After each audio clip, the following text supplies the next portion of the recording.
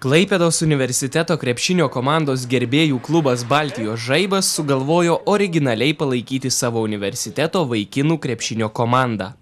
Į Lietuvos studentų krepšinio lygos rungtynes visus norinčius sirgti už Klaipėdos universiteto vaikinų krepšinio komandą pirmadienį vežė plakatais ir balionais išpuoštas autobusas. Šis riedėjo per visą miestą ir sustodamas prie studentų bendrabučių kvietė krepšinio gerbėjus nemokamai nuvažiuoti į Lietuvos studentų krepšinio lygos rungtynes, kuriuose susitiko Klaipėdos universitetas ir Vilniaus Gedimino technikos universiteto krepšininkai. Kelionės į rungtynės metu sirgalių autobuse vyko akcijos atrakcijos.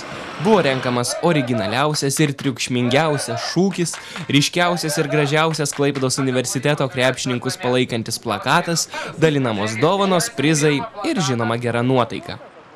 Tačiau sirgaliai Klaipėdos universiteto krepšininkų nuo pralaimėjimo deja neišgelbėjo.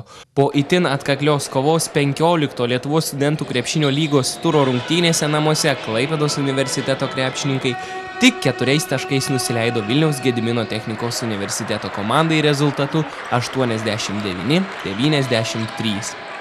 Rungtynės šeimininkai pradėjo agresyviau, tačiau Klaipėdos universiteto krepšininkai staiga liko be savo komandos lyderio. Traumą patyręs Julius Kazakauskas buvo išgabentas į ligoninę ir iniciatyvą perėmė Vilniaus Gedimino technikos universiteto krepšininkai. Tiesa, VGTU krepšininkų pranašumas visas rungtynės nebuvo didelis, bet svečių ekipa sugebėjo išsaugoti nedidelį pergalingą atstumą.